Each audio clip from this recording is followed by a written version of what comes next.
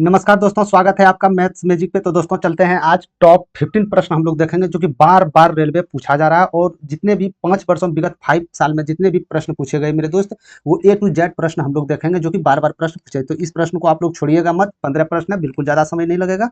तो बहुत अति ही महत्वपूर्ण प्रश्न है और हर एक प्रतियोगिताओं के लिए, चाहे आप रेलवे की तैयारी कर रहे हो, चाहे वो आप एसएससी की तैयारी कर रहे हो, या कोई भी या स्टेट जॉब की तैयारी कर रहे हो, जहाँ पे मैथ्स है मेरे दोस्त, वहाँ पे ये आपको प्रश्न को देखने को मिल जाएगा। ठीक है। और ये भी जानेंगे कि 15 सेकंड के अंदर इस प्रश्न को कैसे आप लोग टॉप 15 प्रश्न सॉल्व कर सकते हैं यदि एग्जाम हॉल में आपका आ जाए। ठीक है। तो यदि आप लोग चैनल से जुड़ गए हैं, सेशन से जुड़ गए हैं, तो आप लोग लाइक जरूर कर दीजिएगा और शेयर जरूर कर दीजिएगा जितने भी बच्चे कॉम्पिटिटिव तैयारी कर रहे हो, चाहे आगामी आने वाले जो भी आपका हो, एनटीपीसी सीबीटी 2 हो, या आपका एएलपी हो, या टेक हो, या ग्रुप डी हो, या जो भी हो, जेई सब हो, या स्टेट एग्जाम्स में जहां भी मैथ पूछा जाता है मेरे दोस्त, मैथ्स का सवाल बदलता नहीं है। मैथ्स का सवाल सिर्फ वही रहता है, कॉन्सेप्ट सिर्फ आपको बदलना होता है। ठीक है। तो यदि आप लोग अभी न्यू चैनल पे सब्सक्राइब नहीं किए हैं, तो आप लोग सब्सक्राइब करके बेल आइकन ऑल पे क्लिक करके बेल आइकन दबा दीजिएगा, जिससे होगा कोई भी सेशन आप लोग के सामने लेके आए सबसे पहले आप तक पहुंचे, नोटिफिकेशन के रूप में आपको जानकारी मिल जाए। ठीक है। चलते हैं पहले प्रश्न पे। बिल्कुल लेट नहीं करेंगे, 15 सेकंड के अंदर जैसा आप लोग थंबनेल में देख चुके हैं मेरे दोस्त, वैसा ही हम लोग करेंगे। तो आप लोग बिल्कुल लास्ट तक सेशन से बन जाइए। ठीक है। तो आपका जो भी अपकमिंग एग्जाम्स आपका है, चाहे वो एनटीपीसी सीबीटी 2 हो, ग्रुप डी हो, एएलपी हो, टेक हो, या स्टेट एग्जाम्स जो भी हो, चाहे बिहार एसएससी आईबी की तरफ से जो आया था, जो भी हो मेरे दोस्त, ईटीसी जो भी आपका एग्जाम्स हो आईबी तरफ, जो भी मैथ से जहाँ पूछा गया हो, सबके लिए ये महत्वपूर्ण है। ठीक है। तो चलते हैं सीधे प्रश्न की ओर। हम लोग, दो पाइप था, ए और बी मिलकर एक टैंकी को 4 घंटे में भर सकता था। ठीक है। यदि उन्हें अलग अलग खोला जाए तो बी को टैंकी भरने में ए से 6 घंटा अधिक समय लगता है। तो आपको बताना है कि ए द्वारा अलग से टैंकी को कितने समय में भरा जाता है। ठीक है। तो यहाँ से हम लोग पता कर लिए मेरे दोस्त कि ए बी यदि टैंकी को हम खोलने के लिए छोड़ दें तो ये 4 घंटा में पूरी तरह भर देगा। यहाँ तक आप समझ गए। ठीक है। और इतना बात तो हमको पता है कि ए जितने घंटे लेंगे उससे 6 घंटे अधिक बी लेंगे। ठीक है। तो सबसे पहले हम ऑप्शंस की ओर चलते हैं। ठीक है। एक नंबर ऑप्शन हम पकड़ लेते हैं कि ये जो ऑप्शन से दिया गया है मेरे दोस्त, ये एक का तो ही ऑप्शन से दिया होगा ना, कि यानी कि ए 6 घंटा में हम मान लेते हैं ऑप्शन द्वारा। ए यदि 6 घंटा में करता है मेरे भाई, तो बी कितना घंटा में करेगा? तो साफ साफ बोला जा रहा है बी से 6 घंटा अधिक कर लग रहा है। तो यानी कि ए 6 घंटा में, तो इसको 12 घंटा होना चाहिए, इससे 6 घंटा अधिक। ठीक है। लेकिन इतना बात हमको पता है मेरे भाई कि ए बी मिलकर 4 दिनों में, दोनों मिलकर 4 दिन में काम को कर रहा है। ठीक है। तो क्या ये दोनों मिलकर 4 दिन में काम को पूरा कर पाएंगे? यदि ये दोनों मिलकर 4 घंटे में काम को पूरा कर लेंगे तो समझ लेंगे कि ये जो 6 घंटे हम ऑप्शन उठाए थे वो 100% सही है। ठीक है। तो हम देख लेते हैं क्या एक दिन काम, तो एक दिन में कितना ये काम करेगा? 1/6, एक दिन में ये 1/12, तो यहाँ से 18/72 हो गया। यानी कि आप बोल सकते हैं टोटल गुरु जी 4 घंटे में ये काम को क्लियर कर देगा। तो सही आंसर आपका उत्तर नंबर ए है। समझ गए? समझ गए आप लोग? तो हर एक प्रश्न को मेथड से नहीं बताना होता है, कुछ आपका कॉमन सेंस भी लगाना होगा मेरे दोस्त, जिसमें कि ये आप देख सकते हैं सिर्फ नंबर 1 पे ऑप्शन था, तुरंत आप खेला करते यहाँ से 6 घंटे रखते हैं, हाँ 6 6 12, और 6 और 12 का यदि जोड़ेंगे तो पक्का 4 घंटे के बराबर हो जाएगा। तो यानी कि 6 घंटा में ये अकेले भर देगा। समझ गए आप लोग? ठीक है। कोई दिक्कत नहीं है। चलते हैं दूसरे नंबर प्रश्न की ओर। दूसरा नंबर प्रश्न क्या बोला जा रहा है कि श्वेता था और हरीश था, इसने 28,000 रुपये में आय वाली एक प्रोजेक्ट शुरू किया। एक प्रोजेक्ट शुरू किया जिसके लिए इसको 28,000 रुपया मिला, कि जाओ भाई 28,000 रुपया देते हैं, ये प्रोजेक्ट आप पूरा कीजिए। ठीक है। तो इस प्रोजेक्ट को श्वेता ने 20 दिन और हरीश ने 30 दिन तक कार्य किया। यदि उनकी दैनिक मजदूरी का अनुपात 5:6 है, श्वेता का हिस्सा क्या होगा? पता है। तो इसका दैनिक मजदूरी क्या था? अरे इसका दैनिक मजदूरी क्या था? तो 5x और 6x तो था इसका दैनिक मजदूरी। क्या आप इस धन को दैनिक मजदूरी के अनुसार बांटिएगा? कभी नहीं बांटिएगा। क्यों नहीं बांटिएगा? क्योंकि ये 20 दिन काम किया, ये 30 दिन का, दैनिक मजदूरी में बांटेंगे तो एक दिन का मेरा पैसा निकलेगा। तो यानी कि मेरा ये 20 दिन का और 30 दिन का, तो जब एक दिन का इसका 5x है तो 20 दिन का कितना हो जाएगा? और यदि हरीश का एक दिन का इतना 6x है तो 30 दिन में कितना इसका हो जाएगा? तो यहाँ से आप इसको गुना कर सकते हैं। ठीक है। तो कितना हो गया? ये 100x हो जाएगा। ये कितना हो जाएगा? 6×18 180x हो जाएगा। तो कहीं ना कहीं ये पूरा प्रोजेक्ट का इसका हिस्सा है। पूरा प्रोजेक्ट जो किया था, तो 100x के रूप में धन ये बांटेगा, 180 के रूप में धन ये बांटेगा, लेकिन टोटल धन आपके पास है 28,000। यहाँ तक तो जान चुके हैं 28,000 टोटल धन है, लेकिन ये दोनों को जोड़िएगा तो 280x के बराबर 28,000 आ जाएगा। समझ गए? यानी x के जगह पर आपका वैल्यू क्या रखा जाए जो 28,000 के बराबर हो। तो यानी सिंपल ये दोनों को कटा दीजिए, तो यानी x बराबर 100। तो x बराबर 100 आ गया। तो क्या पूछा जा रहा है? श्वेता के हिस्सा क्या है? तो श्वेता को यहाँ से देख सकते हैं 10,000 श्वेता का हिस्सा निकल जाएगा। Correct answer option number 3। समझ गए? क्या समझ गए आप लोग? ठीक है। कहीं कोई दिक्कत नहीं है। चलते हैं आगे प्रश्न की ओर। यदि सॉल्व अच्छा लग रहा है तो आप लोग लाइक और कमेंट जरूर कीजिएगा। ठीक है। चलते हैं तीसरे नंबर प्रश्न की ओर। ये प्रश्न में कुछ भी नहीं था। ये प्रश्न आप यदि सॉल्व करके बनाते हैं तो कहीं ना कहीं मैथ्स में आपकी थोड़ी मोड़ी कमजोरी है। ठीक है। क्या बोला जा रहा है प्रश्न को? एक बेलन था, इसका आधार आधार की त्रिज्या और ऊंचाई दिया गया था 3:4 के अनुपात में था। ठीक है। इसका आयतन भी दिया गया था, इतना है। तो पाए का उपयोग करके आपको बताना है कि बेलन का व्यास क्या हो। अरे भाई बेलन का व्यास पूछा जा रहा है तो बेलन का त्रिज्या तो दिया गया है 3x अनुपात में। ठीक है, तो व्यास क्या हो जाता है, व्यास क्या होता है तो आप लोग जानते हैं त्रिज्या की दुगुनी हो जाता है। यदि त्रिज्या के दुगुनी करेंगे तो यानी इसका व्यास क्या आ जाएगा, अरे व्यास इसका कितने किसके अनुपात में आ जाएगा, यानी कि 6x के अनुपात में आ जाएगा। यानी यहाँ बोल सकते हैं आप, यहाँ आप बोल सकते हैं 6r के अनुपात में आ जाएगा। अरे यही व्यास होगा ना, अरे यही व्यास होगा ना मेरे दोस्त। तो यानी 6x का जो होगा यानी r का कुछ तो वैल्यू होगा, ये मल्टीपल करके आपका जो भी व्यास होगा यहाँ मल्टीपल करके होगा। यानी कि जो भी व्यास आएगा मेरे दोस्त, जो भी यहाँ व्यास आएगा आपका, जो भी रेडियस यहाँ आएगा वो 6 से पूरी तरह भाग लग जाएगा। लगेगा या नहीं लगेगा, अरे आराम से लगेगा ना। यदि x का वैल्यू कुछ रखते हैं, मान के चलिए x का वैल्यू 3 रखते हैं तो 4 18 हो गया, 6 से तो भाग लगना चाहिए क्योंकि 6 बेस है। समझ रहे हैं आप लोग, तो यानी 6 से यानी 6r यदि व्यास निकला यानी 6 से वो संख्या डिविजिबल होनी चाहिए। 6 से इसमें संख्या एक ही डिविजिबल है 42, इसीलिए करेक्ट आंसर ऑप्शन नंबर 3। बताइए क्या दिक्कत है इसमें आपको। हमको कोई जरूरत नहीं है इसका त्रिज्या कितना दिया गया है, इससे भी घंटा फर्क नहीं पड़ने वाला है। पाए का मान दिया गया है, हम नहीं रखेंगे पाए का मान। ऊंचाई दिया गया है, हमको वैल्यू ऊंचाई से कोई लेना देना नहीं है। डायरेक्ट जब पूछा गया त्रिज्या 3x के अनुपात में तो व्यास तो 6x के अनुपात में होगा, होगा या नहीं होगा, यानी 6x के अनुपात में होगा। यानी कि 6r का वैल्यू 42 के बराबर हो जाएगा। यानी कि 6 से जो संख्या डिविजिबल इसमें होगा वही आपका व्यास होगा। 6 से एक ही संख्या डिविजिबल हो रहा है ना 42। थोड़ा कॉमन सेंस यूज करके आप इजिली उत्तर दे सकते थे इसका। समझ गए, ठीक है। तो मेथड आपको इसी प्रकार से एग्जाम्स में लगाना है। ठीक है, हर एक प्रश्न को सॉल्व करने में नहीं जाना है, कुछ प्रश्न देखते ही बन जाता है, सिर्फ आपको जज करना होता है कि ये प्रश्न को कैसे हम सॉल्व करें। ठीक, इसी प्रकार चौथा नंबर प्रश्न है। ये प्रश्न को भी बहुत पहले और बार बार 2-3 बार हम बता चुके हैं, बिल्कुल ही आसान शब्दों में, और इसमें भी आपको पेन पकड़ने की आवश्यकता नहीं है। समझ गए, यदि आप प्रैक्टिस करते हो तो पेन पकड़ने की आवश्यकता नहीं। क्या बोला गया है कि दो संख्याओं का अनुपात दिया गया था 5 और 3 के अनुपात में था, और उसका एलसीएम और एचसीएफ का गुणनफल भी दिया गया था कितना, 135 था। इसका एचसीएफ और एलसीएम का गुणनफल 135 था, तो एलसीएम और एचसीएफ का व्युत्क्रमों का योग क्या होगा आपको बताना। तो एक सपोज डेट के लिए एलसीएम को यदि आप x मानिए, एचसीएफ को x मानिए, तो इसका व्युत्क्रमों का योग क्या होगा, अरे यही तो होता है व्युत्क्रमों का योग, 1/x बेटे 1/y। और यदि इसका काम क्रिया कीजिएगा प्लस होगा तो ऊपर में प्लस हो जाएगा और नीचे गुणनफल हो जाएगा। यहाँ तक तो आप समझ गए, यहाँ तक तो कोई दिक्कत नहीं है। ठीक है, तो यानी कि जो भी ये संख्या आएगा, जो भी आपका व्युत्क्रम, यही आंसर होगा आपका, जो भी व्युत्क्रमों का योग होगा मेरे दोस्त, जो भी व्युत्क्रम का योग होगा, यानी कि एलसीएम, ऊपर में एलसीएम और एचसीएफ का तो योग हो जाएगा और नीचे एलसीएम एचसीएफ का गुणनफल हो जाएगा, जो कि साफ साफ आपके शब्दों में दिया गया है 135। ठीक है, तो आंसर आपका x प्लस वाई बेटे 135 इज करेक्ट आंसर हो जाएगा। अब ऑप्शन कहाँ है इसमें, कैसे देखें ऑप्शन नहीं है, तो ये मेरे भाई 135 यदि है, अंश बेटे हर है ना, x प्लस वाई बेटे 135, तो कहीं ना कहीं नीचे जो 135 है ये तो कट के तो नीचे आ रहा होगा, छोटी रूप में आ रहा होगा कि नहीं आ रहा होगा। तो यदि ये छोटी रूप में कट के आ रहा है तो 135 को वो संख्या पूरी तरह विभाज्य होनी चाहिए। नहीं समझे, जैसे 1/4 है, जैसे 2/4, तो 2/4 को आप सिंपल फॉर्म में क्या लिख सकते हैं, 1/2। तो ये 4 2 से तो विभाज्य होनी चाहिए ना, क्योंकि इसी का तो सिंपल फॉर्म में छोटा सा रुपया कट के आया है। इसी प्रकार 135 भी तो ये संख्या से विभाज्य होनी चाहिए, जो इसका हर है, जो इसका हर है। तो 135 कौन संख्या विभाज्य करेगा हर से, क्या 73 से करेगा, कभी नहीं करेगा, 61 कभी नहीं करेगा, 85 कभी नहीं करेगा। बस एक ही उत्तर आपका बचा है, इसका correct answer option number A. बताइए क्या है, कुछ है, हम क्यों एलसीएम एचसीएफ निकाल के इसका योग यहाँ लिखे, हमको योग लिखने की आवश्यकता ही नहीं है, डायरेक्ट हम गुणनफल के द्वारा ही हम उत्तर दे सकते थे। समझ गए, तो ये थोड़ा कॉमन सेंस आपको लगाना पड़ेगा मैथ्स में। ठीक है, यदि आप मेरिट बनाना चाहते हैं तो आपको ये कॉमन सेंस लगाना पड़ेगा। यदि आप 25 में 25 मैथ्स उठाना चाहते हैं तो ये आपको थॉट आपको आपके दिमाग में घूमना चाहिए। समझ गए आप लोग, ठीक है। इसी प्रकार एक प्रश्न है एलसीएम एचसीएफ का, एलसीएम एचसीएफ का वो आप लोग कीजिएगा। ठीक है, ये देख लीजिए 5वां नंबर प्रश्न। दो संख्याओं का योग दिया गया था, कितना था, 60 था। ठीक है, दो संख्याओं का योग हम देख लिए कितना है मेरे भाई, 60 है। ठीक है, इसका एचसीएफ और एलसीएम कितना दिया गया है, 12 और 72 है। तो दो संख्याओं का व्युत्क्रम का योग क्या, दो संख्या यही तो है x प्लस वाई, तो इसका व्युत्क्रम क्या हो जाएगा, 1/x बेटे 1/y, यानी कि ऊपर हो जाएगा x प्लस वाई और नीचे दो संख्याओं का गुणनफल हो जाएगा। यानी कि ये ऊपर तो दिया गया है x प्लस वाई का योग कितना है 60 और नीचे संख्याओं का गुणनफल हो जाएगा ना। तो यानी कि यदि अंश 60 है तो ये 60 जो आपके ऑप्शंस में दिया गया है, 60 को पूरी तरह विभाजित करने वाले अंश इसमें होनी चाहिए। तो यहाँ हम साफ साफ देख रहे हैं 5 से भी 60 विभाजित है, ये भी विभाजित है, ये भी विभाजित है, ये भी विभाजित है। अब क्या करें, तो कहीं ना कहीं हमको दो संख्याओं का गुणनफल लिखना होगा। तो हम आपको बार बार क्लास में बताए हैं मेरे दोस्त कि दो संख्याओं का गुणनफल जो होता है ना, एलसीएम और एचसीएफ के गुणनफल के बराबर हो जाता है। ये आप मानते हैं, तो यहाँ से 12 पंचे 60, तो 5/72 is correct answer option number 3। क्या दिक्कत है बोलिए, कोई दिक्कत नहीं है।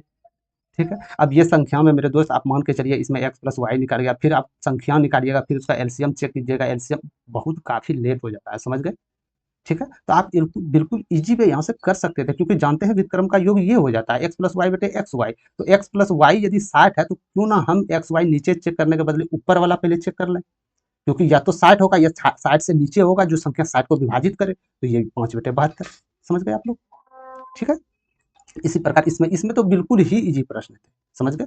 इसी प्रकार इसमें थोड़ा सा एलसीएम, क्योंकि ये थोड़ा आपको जानना होगा मेरे दोस्त कि दो संख्याओं का गुणनफल जो होता है एलसीएम एचसीएफ के बराबर हो जाता है। ठीक है, तो हालांकि दो संख्याओं का गुणनफल खोजे या एलसीएम एचसीएफ दिया था, इसको गुणा करके नीचे रखे, बात तो बराबर है, तो इसीलिए यहाँ से उत्तर 5/72 is correct answer, option number C हो जाएगा। समझ गए? ठीक है, तो ये प्रश्न यदि आप करते हैं, कहीं ना कहीं आपका समय बहुत ही कीमती समय आपका बचत होने वाला है। ठीक है, तो आप लोग सेशन अटेम्प्ट करना ना भूलें, ये सेशन आप लोग का लगभग डेली आपका सेशन 15 प्रश्न का चलेगा। ठीक है, तो यदि आप लोग अभी तक चैनल को सब्सक्राइब नहीं किए, न्यू हैं, तो आप लोग कर लीजिए, क्योंकि इस तरह प्रश्न मिलने वाला है, कहीं आपसे दूर ना चले जाए। ठीक है, चलते हैं छठा नंबर प्रश्न की ओर। बोला गया है 57, 98, 43, 72 संख्याएं हैं, निम्न में से किससे पूरी तरह विभाजित है? किससे पूरी तरह विभाज्य है, यानी कि ये संख्याओं को, ये जो ऑप्शंस में दिया गया है, इससे जो भाग दे तो पूरी तरह भाग लग जाए, शेषफल 0 बचे, तो कौन सी संख्याएं हैं इसमें? तो इसको विभाजित करने के लिए विभाजकता का नियम पता होना चाहिए ना आपको, पढ़े हैं विभाजकता का नियम? यदि विभाजकता का नियम आपको ज्ञात है तो आप ये प्रश्न को 2 सेकंड में सॉल्व कर दीजिएगा। तो क्या ये संख्याएं 7 से विभाज्य है? क्या ये संख्याएं 7 से विभाज्य है? 7 × 56 देख लेते हैं, 7 दूनी 14, ये संख्याएं विभाज्य नहीं है। यदि ये संख्याएं 7 से विभाज्य नहीं है तो ये संख्याएं 14 से भी विभाज्य नहीं होगा, क्योंकि हम जानते हैं संख्या 7 और 2 का मल्टीपल होता है 14, यानी कि ये 14 से भी विभाज्य नहीं है। समझ गए? यानी कि 14 भी नहीं होगा, 7 भी नहीं होगा। अब चलते हैं 18, तो 18 में 18 का जो फैक्टर होगा कितना होगा? 9 दूनी 18 होगा ना। तो कोई भी संख्या 9 से विभाज्य होने के लिए इसका क्या विभाजकता का नियम है कि कोई भी संख्या का योग यदि 9 से विभाज्य है तो वो संख्या पूरी तरह 9 से विभाज्य होगा। तो क्या ये संख्या का योग 9 से विभाज्य है? जोड़ लेते हैं, 7 5 12 9 21, 7 5 12 9 21 8 39 है ना, 7 5 12 और 9 21 हो गया, 21 8 29 हो गया, 29 4 33 3 36 और 36 7 43 2 45, यानी कि इसका योग कितना निकला? इसका योग कितना निकला? 45। क्या 45 9 से विभाज्य है? जी हाँ, पूरी तरह विभाज्य है। क्या ये संख्याएं 2 से विभाज्य है? जी, इकाई अंक के सम है तो ये 2 से विभाज्य है, यानी कि ये संख्याएं हो सकता है, हो सकता है। समझ गए? 24 की ओर चलते हैं, तो ये किसका फैक्टर है? तो यानी आप जानते हैं 8 या 24। तो 8 से विभाजकता का नियम क्या है कि लास्ट 3 डिजिट यदि 8 से विभाज्य है तो वो संख्याएं 24 से विभाज्य हो जाएगा, यानी 8 से वो संख्याएं पूरी तरह विभाज्य हो। क्या लास्ट डिजिट 8 से विभाज्य है? तो 8 चौक 32, यानी 5 जी नहीं, 8 से विभाज्य नहीं, यानी ये संख्या नहीं हो सकता है, तो बचा option A, 3 is correct answer. ठीक है, समझ गए? अब यहाँ से मान के चलिए मेरे दोस्त, कोई भी एग्जाम में कोई भी कैंडिडेट ए टू जेड कोई भी पकड़ लेते हैं ABCD, यदि मेरे दोस्त ऐसे मान के चलिए इस तरह भाग देने बैठिए, तो बताइए कितना घंटे में ये एक प्रश्न को सॉल्व करेगा और 25 प्रश्न को सॉल्व करने में कितना घंटे लगाएगा, आप यहाँ से अनुमान लगा सकते हैं। ठीक है, तो इसीलिए बार बार बोल रहा हूँ मैं कि विभाजकता का नियम याद कर लीजिए। NTPC CBT2 जो मेंस होने वाला है आपका, ग्रेजुएट या अंडर ग्रेजुएट जो आने वाला है आपका, एक प्रश्न आपको एनी टाइम 1 से 2 प्रश्न देखने को मिलेंगे। ठीक है, इसलिए विभाजकता का नियम 1 से 11 तक आपको याद रहनी चाहिए। समझ गए आप लोग? 1 से यदि 11 तक याद है विभाजकता का नियम, तो आपको इस प्रकार के प्रश्न में कोई गड़बड़ी देखने को नहीं मिलेगा। ठीक है, तो यहाँ हमने क्या क्या भाग देके देखा? जी नहीं, थोड़ा सा कॉमन फैक्टर यूज के विभाजकता का नियम अप्लाई किया। ठीक है, ठीक है, इसका मैं फुल्ली सेशन करवा चुका हूँ, विभाजकता का नियम प्ले लिस्ट में है, जाके वहां से आप लोग देख सकते हैं। ठीक है, चलते हैं 7वां नंबर प्रश्न की ओर। ये प्रश्न में भी बहुत सारे स्टूडेंट लड़खड़ाए तो नहीं थे, आंसर दिए थे, बट टाइम टेकन थोड़ा ज़्यादा ले लिए थे, मतलब कुछ टाइम टेकन की जरूरत इसमें नहीं था। ठीक है, तो इस प्रश्न को कैसे करेंगे तो वो देखते हैं। 8 के 3 क्रमागत गुणजों का योगफल 2424 है, तो बड़ा गुणज क्या होगा बताना है।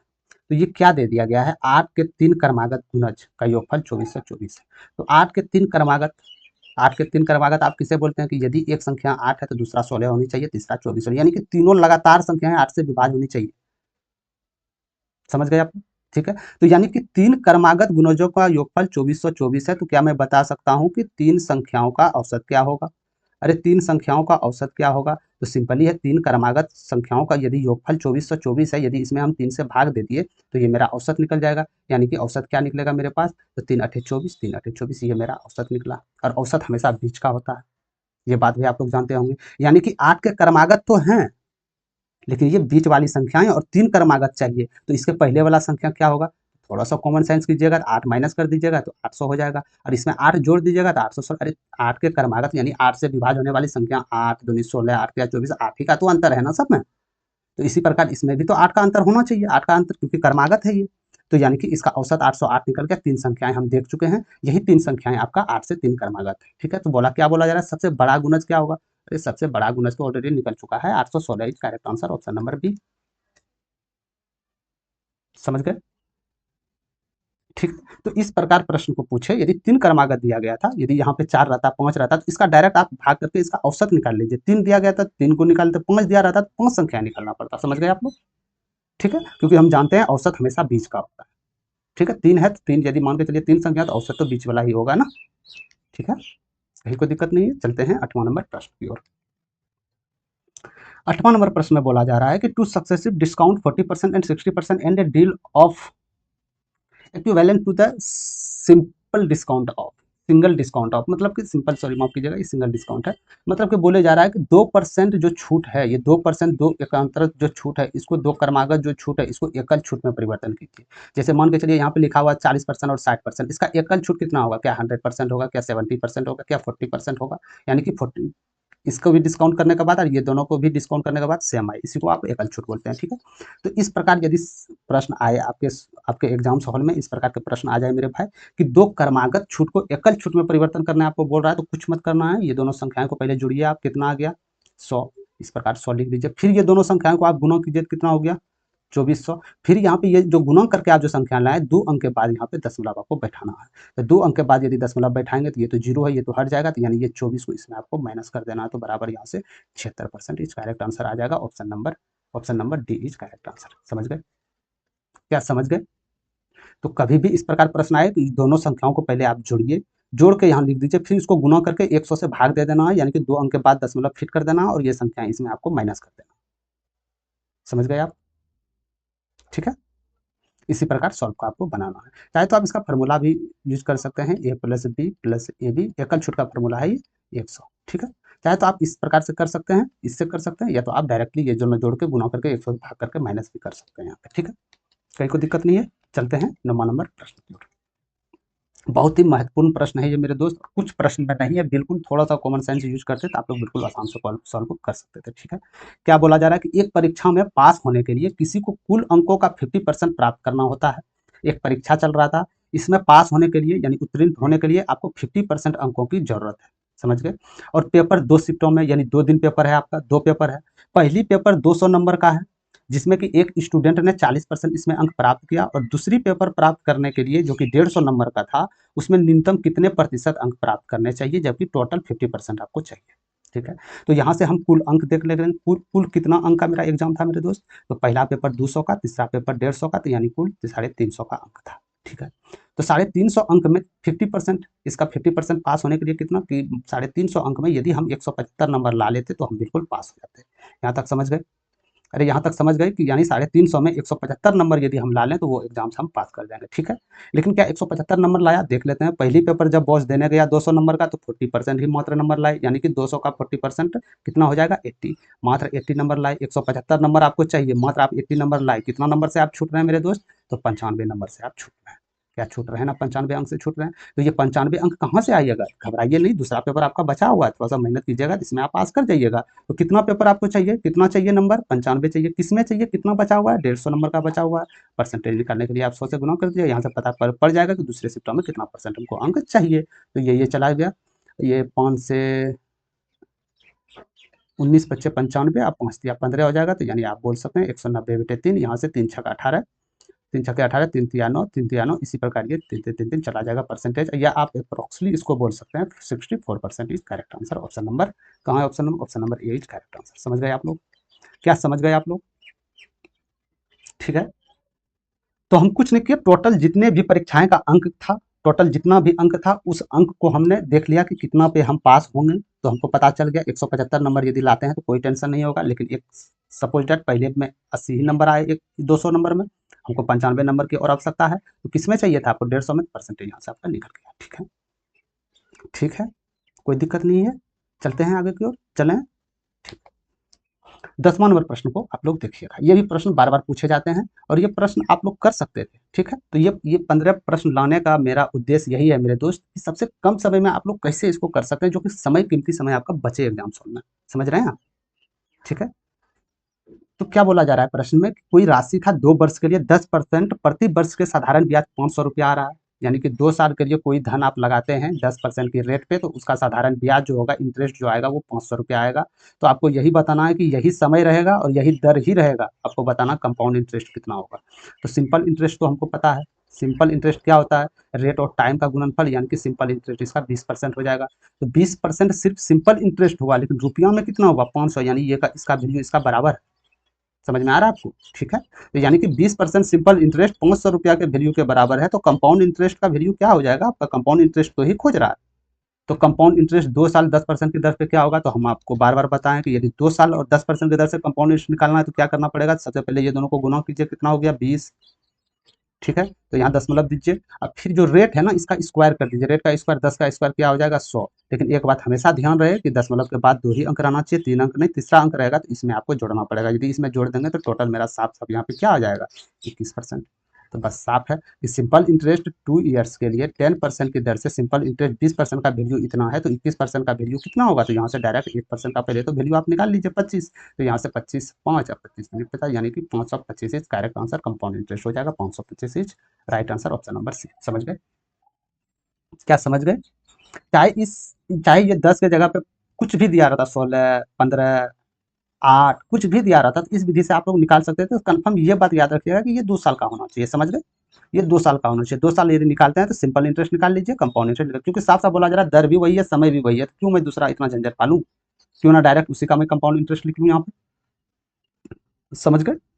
ठीक है, क्योंकि हम जानते हैं ना सिंपल इंटरेस्ट टाइम और रेट का गुणनफल होता है, तो ये गुणनफल कर दिया तो 20% वैल्यू निकल गया। ठीक है, ठीक, ये प्रश्न यदि आप लोग करते हैं तो 15 सेकंड के अंदर सॉल्व कर लीजिएगा, तो बताने के लिए आप लोग को हम समझा रहे हैं। या बाकी बात ये करने का प्रश्न रहता है मेरे भाई, डायरेक्ट हम ऑप्शन और आंसर टिक करते जाते हैं। समझ गए आप लोग? ठीक है, तो ध्यानपूर्वक आप लोग क्वेश्चन को देखिएगा और बनाइएगा। चलते हैं 11 नंबर प्रश्न की ओर। ये माध्यक का प्रश्न है। तो हमेशा याद रखिएगा, कोई भी चीज का माध्यक निकालने आपको बोले, कोई भी संख्याएं दिया गया है, तो सबसे पहले संख्याएं को आपको आरोही क्रम में सजाना है। आरोही क्रम मतलब छोटा से बड़ा। तो क्या ये आरोही क्रम में है? जी हाँ, ऑलरेडी आरोही क्रम में है, तो हमको उतना टेंशन लेने की जरूरत नहीं है। ठीक है, तब अब दूसरा नंबर क्या फॉलो करना है आपको, दूसरा नंबर फॉलो करना है कि ये संख्याएं क्या विषम या सम है। नंबर ऑफ संख्याएं विषम या सम है, देख लेते हैं। 1 2 3 4 5 6 7 8 9 10, ये तो सम है। अरे ये तो सम है, संख्याएं 1 2 3 4 5 6 7 8 9 10, ये तो सम है।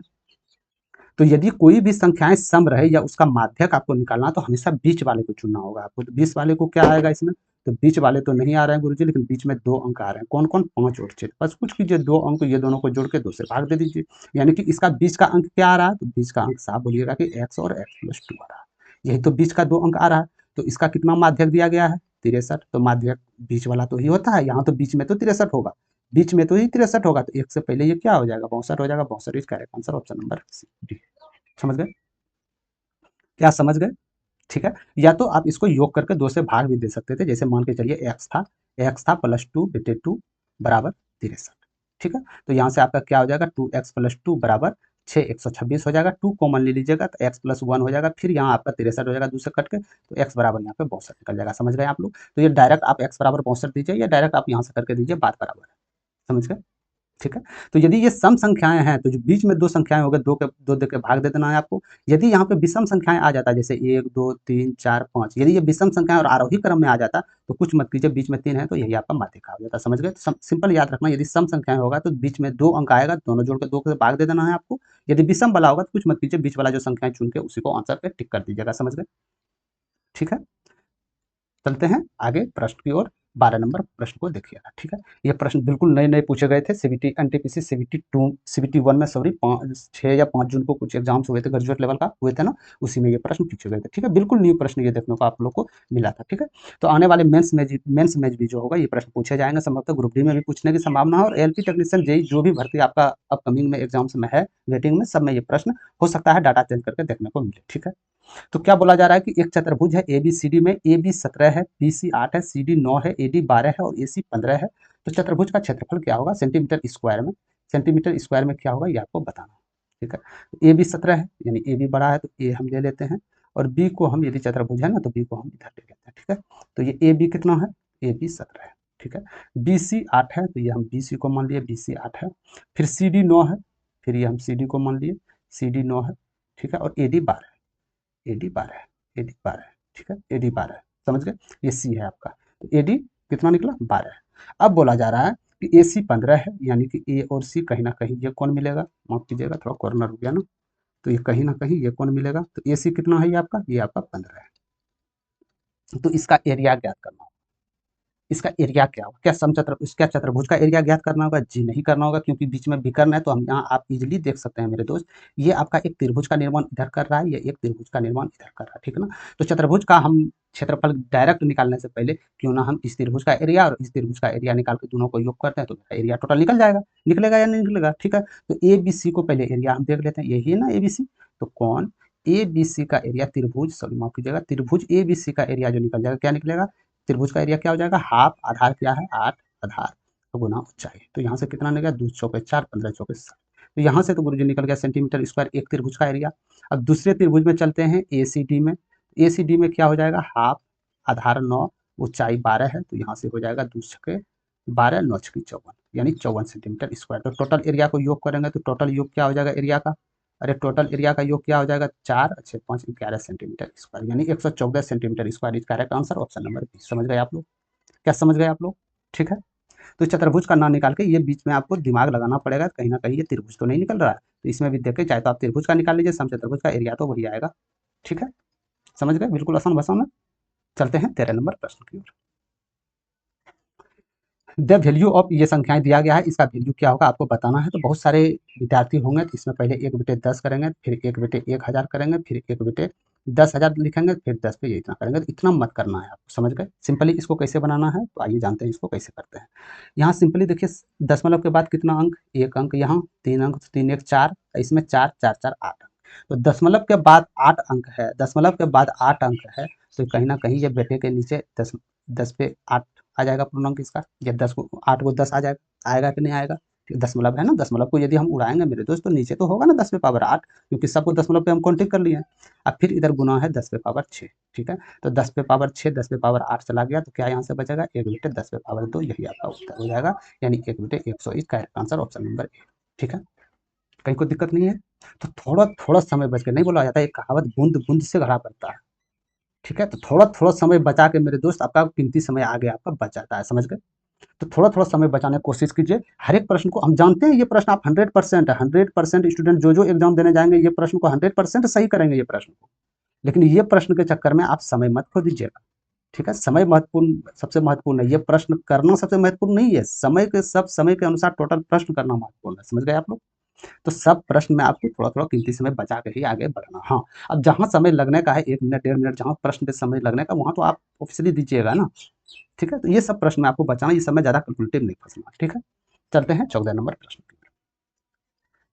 और एक बात आप लोग याद रखिएगा, टोटल 15 टॉप 15 प्रश्न है, ये बार बार पूछे गए, विगत 5 वर्षों में जो पूछे गए थे ए टू जेड एनालिसिस, हर एक एग्जाम्स का एनालिसिस करके मैं ये प्रश्न लेके आया हूँ, जिससे कि बार बार ये प्रश्न बार बार रिपीटेड है रेलवे में, बार बार जो आप ऊपर में देखेंगे ये सबसे प्रश्न उठाए, कहीं 2016 से उठाए, कहीं 2018 19, हर एक सबसे प्रश्न, ये प्रश्न रिपीट किए जाएंगे 100%, ठीक है। तो टॉप 50 प्रश्न में क्या आप 50 प्रश्न का सही जवाब दे पा रहे हैं, ये आप कमेंट सेक्शन में जरूर बताइए। यदि 50 प्रश्न का आप जवाब दे पा रहे हैं टाइम रहते, तो आप बिल्कुल सही डायरेक्शन में, आपका तैयारी बिल्कुल ठीक है, ठीक है। सिर्फ आपको रिवाइज करने की जरूरत है, और इससे ज़्यादा टेंशन आपको लेना नहीं है। यदि आपका 15 प्रश्न से थोड़ा मोड़ा कम आ रहा है, तो थोड़ा मोड़ा ध्यान आप दे सकते हैं, और वो भी प्रक्रिया से दे सकते हैं कि हाँ इसका थॉट क्या लगाना चाहिए इस प्रश्न में, जो जल्दी बन जाए और कीमती समय रहते हुए, ठीक है।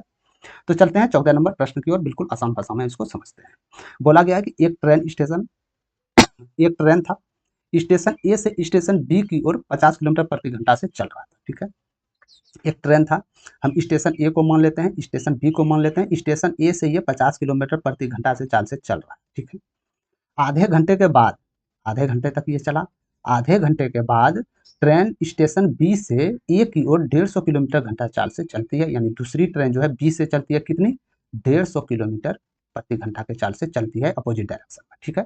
तो स्टेशन के बीच की दूरी 725 किलोमीटर है, यानी स्टेशन के बीच की दूरी आपको साफ साफ बोला गया कितना है, यानी ये स्टेशन और ये स्टेशन के बीच की दूरी 725 किलोमीटर है, ठीक है। तो आपको ये बताना है मेरे दोस्त कि स्टेशन ए से उस बिंदु की दूरी निकालिए जहां ट्रेनें मिलती है, यानी कि स्टेशन ए से किस दूरी पर ये दोनों ट्रेनें आके मिल जाएगी, किस दूरी पर ट्रेनें आके ये दोनों मिल जाएगी, यहाँ से ये आपको दूरी निकालना है, सिंपल भाषा में ये बोला गया, ठीक है। तो सिंपली शुरू से हम स्टार्ट करते हैं कि यदि ये 50 किलोमीटर प्रति घंटा से चला होगा तो 1.5 घंटा, आधा घंटा तो पहले ये स्टार्ट किया, साफ साफ बोला रहा है कि आधा घंटा बाद दूसरी ट्रेन, यानी ये ट्रेन इससे आधा घंटा के बाद चला, तो यानी ये आधा घंटा में कितने किलोमीटर चल गए होंगे। यानी कि ये जा रहा था 50 किलोमीटर प्रति घंटा से दर से, आधा घंटा में यदि करेंगे तो 25 किलोमीटर ये तो तय कर चुका है। अरे ये 25 किलोमीटर तय कर चुका है ना। टोटल डिस्टेंस आपका कितना है, 725 किलोमीटर। 25 किलोमीटर चल चुका है तो शेष आपका डिस्टेंस कितना बचा, 700 किलोमीटर। बचाना 700 किलोमीटर शेष डिस्टेंस। अब ये किस समय में मिलेंगे, तो हम जानते हैं कि कोई भी दो ट्रेन अपोजिट डायरेक्शन में ये आती है तो दोनों का ट्रेन का जो स्पीड है मेरे दोस्त, ट्रेन का स्पीड जुट जाता है, ठीक है। यदि अपोजिट डायरेक्शन, यदि विपरीत दिशा में आएगा, दोनों ट्रेनों का चाल जुट जाएगा। तो यानी ये इधर से 50 जा रहा था, उधर से 150 आ रहा था, दोनों का जुट जाएगा तो 200 किलोमीटर प्रति घंटा आ जाएगा। तो यहाँ से आपका समय निकल जाएगा। हम जानते हैं समय बराबर दूरी बटे चाल हो जाता है, तो यहाँ से ये निकल जाएगा। यानी कि आप साफ साफ कर सकते हैं कि 3.5 घंटा में ये ट्रेनें मिलेगा, ठीक है।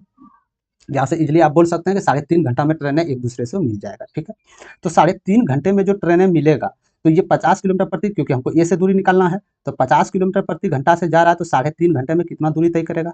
अरे 3.5 घंटे में कितना दूरी तय करेगा, तो यहाँ से आप देख सकते हैं 5 × 5 = 25, 5 × 15 = 2 17, यानी 175 किलोमीटर तो दूरी तय करेगा। लेकिन 25 किलोमीटर तो ऑलरेडी दूरी पहले ही कर चुका है हाफ घंटे में। ये जो दूरी हम निकाले मेरे दोस्त, ये 25 किलोमीटर माइनस करके हम निकाले घंटे में, समझ रहे हैं आप। यानी कि 25 किलोमीटर ये ऑलरेडी दूरी तय कर चुका है, क्योंकि हमको ए से दूरी निकालना है तो 25 इसमें ऐड करना होगा, तो टोटल कितना दूरी हो गया आपका 200 किलोमीटर। इसका करेक्ट आंसर दूरी इज राइट आंसर 200 किलोमीटर। समझ गए आप लोग, क्या समझ गए आप लोग। 200 किलोमीटर दूरी पे ये दोनों ट्रेनें मिल जाएगा। ए से स्टेशन ए से 200 किलोमीटर की दूरी पर ये दोनों ट्रेनें मिल जाएगा, ठीक है। ऐसे भी कॉमन सेंस आप लगा सकते हैं ना कि ये ट्रेनें 150 किलोमीटर यानी ज़्यादा स्पीड है, यानी कि कहीं ना कहीं मिलेगा तो स्टेशन ए के आसपास ही मिलेगा, ठीक है। इधर तो मिल नहीं सकता क्योंकि ये स्पीड ज़्यादा है, इसका स्पीड तो आधा से भी कम है। समझ में आ रहा है। तो यानी ए से जो दूरी होगा मेरे दोस्त, ए से जो दूरी जो मिलन स्थल होगा 200 किलोमीटर के आसपास मिलेगा, तो 200 किलोमीटर इसका correct answer option number B है। समझ गए, ठीक है। आपको समझाने के लिए थोड़ा सा इसको लेंथी जाना पड़ा, तो आप लोग घबराइए मत। आप लोग यदि प्रैक्टिस कीजिएगा तुरंत ये सवाल को बना के रेडी कर दीजिएगा, ठीक है। चलते हैं लास्ट प्रश्न की ओर, 15 नंबर प्रश्न। इसको भी आप बार बार प्रश्न देखे होंगे, बहुत सारे प्रश्न पूछे, एएलपी में भी पूछे गए थे, टेक में भी पूछे गए थे ये प्रश्न, ठीक है। क्या बोला जा रहा है कि ठहरावों को छोड़कर एक रेलगाड़ी की चाल 45 किलोमीटर प्रति घंटा है। यानी ठहराव मतलब बिना रुके, कोई ट्रेन है बिना रुके ये ट्रेन 45 किलोमीटर प्रति घंटा से चाल से चल रहा है, ठीक है। और यदि ये ट्रेन रुक रुक के चलता है तो 36 किलोमीटर प्रति घंटा की चाल से ये चलता है, ठीक है। ऑटोमेटिक बात है, यदि रुक रुक के चलेगा तो चाल कम हो जाएगा, बिना रुके चलेगा तो चाल तो इसका ज़्यादा हो जाएगा, ठीक है। समझ गए। यानी हम ये बोलना चाहते हैं कि एक घंटा में कितना किलोमीटर ये ट्रेन रुकती है, तो 1 घंटा में आप बोल दीजिएगा 9 किलोमीटर ट्रेन रुकती है, ठीक है। 9 किलोमीटर ट्रेन रुकी 1 घंटा में।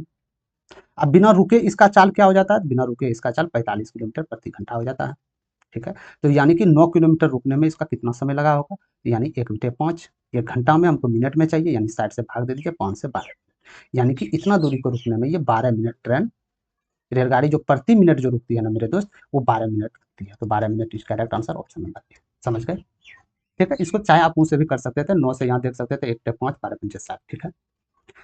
तो ये था उत्तर। आप लोग को कैसा लगा इसका सॉल्व, आप लोग जरूर कमेंट सेक्शन में बताइएगा। क्या अच्छा लगा, यदि आपको अच्छा लगा इसका सेशन और दोबारा सेशन लेके आएंगे। यदि आपको थोड़ा सा लेंथी लगा तो आप कमेंट सेक्शन में बता सकते हैं, उसका और शॉर्ट विधि से मैं जरूर कोशिश करूंगा कि इससे भी शॉर्ट हो। लेकिन एक बात मैं बता देता हूँ मेरे दोस्त, इससे शॉर्ट और कोई मेथड नहीं है आपके पास।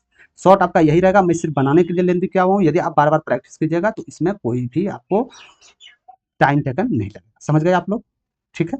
तो ये प्रश्न आप बिल्कुल देखिएगा, जो आपके दोस्त सब हैं बिल्कुल शेयर कर दीजिएगा। तो आप टेलीग्राम चैनल पे चाहते हैं तो आप इससे ज्वाइन हो जाइएगा टेलीग्राम चैनल पे। यहाँ मैंने पल पल अपडेट आपको मिलता रहेगा, चाहे वो गवर्नमेंट नोटिस की तरफ से या कोई भी हो, A to Z अपडेट यहाँ से आप लोग को पल पल मिलता रहेगा, ठीक है। समझ गए, ठीक है। सेशन कैसा लगा आप लोग कमेंट सेक्शन में जरूर बता दीजिएगा, और ये जो सब भी फॉर्मेलिटी है आप सब पूरा करके, आप लोग समझदार हैं, पूरा करके आप लोग इसको निभा दीजिएगा, ठीक है। तो धन्यवाद मेरे दोस्तों, ये था आपका सेशन, और किसी नेक्स्ट सेशन में बहुत अच्छे प्रश्न के साथ हम लोग मिलेंगे या कोई अपडेट के साथ हम लोग मिलेंगे। अभी के लिए जय हिंद।